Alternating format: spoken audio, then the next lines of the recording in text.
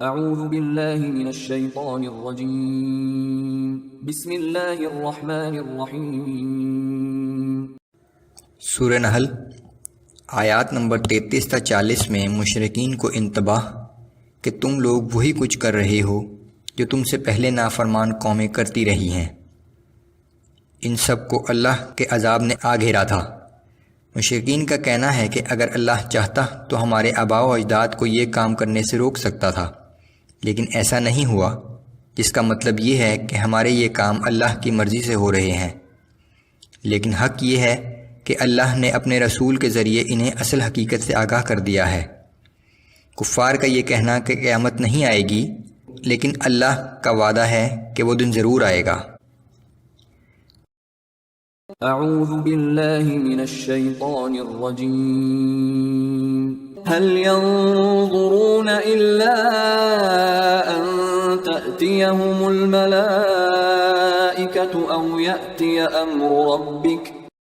اے پیغمبر صلی اللہ علیہ وسلم، کیا یہ کافر اب صرف اس بات کے منتظر ہیں کہ موت کے فرشتے ان کے پاس آ جائیں یا تمہارے رب کا حکم عذاب آ پہنچے؟ كذلك فعل الذين من قبلهم۔ ان سے پہلے جو لوگ تھے انہوں نے بھی کفر پر ایسا ہی اصرار کیا تھا۔ وما ظلمهم الله ولكن كانوا انفسهم يظلمون۔ پھر ان لوگوں پر اللہ نے ظلم نہیں کیا، بلکہ وہ خود ہی اپنے آپ پر ظلم کرتے رہے۔ فأصابهم سيئات ما عملوا وحاق بهم ما كانوا به يستهزئون۔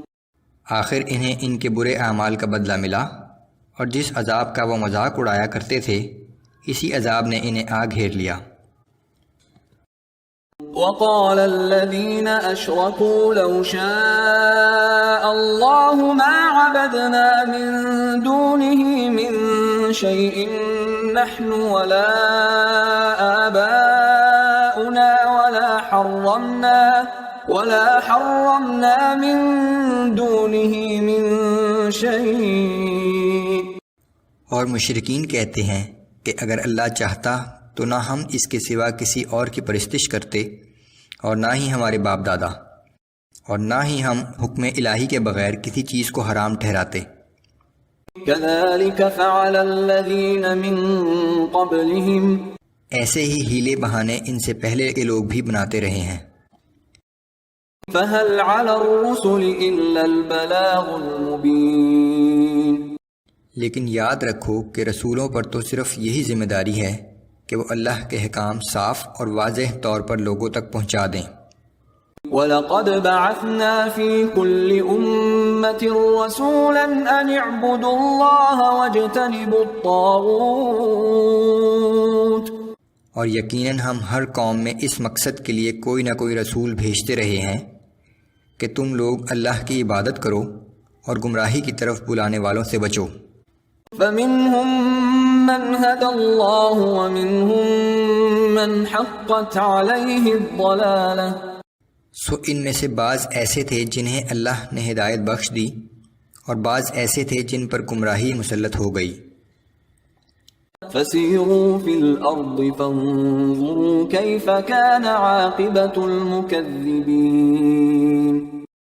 سو تم زمین میں گھوم پھر کر دیکھو کہ رسولوں کی تکذیب کرنے والوں کا کیسا عبرتناک انجام ہوا۔ ان تحرص على هداهم فإن الله لا يهدي من يضل وما لهم من ناصرين۔ اے پیغمبر صلی اللہ علیہ وآلہ وسلم، آپ ان کافروں کو راہ راست پر لانے کی چاہے جتنی بھی خواہش کریں، لیکن یہ راہ راست پر نہیں آئیں گے، کیونکہ جس پر گمراہی مسلط ہو چکی ہو اللہ اسے ہدایت نہیں دیتا، اور نہ ہی ایسے لوگوں کو اللہ کے عذاب سے بچانے کے لیے کوئی دوسرا مددگار ہو سکتا۔ وَأَقْسَمُوا بِاللَّهِ جَهْدَ أَيْمَانِهِمْ لَا يَبْعَثُ اللَّهُ مَن يَمُوتُ۔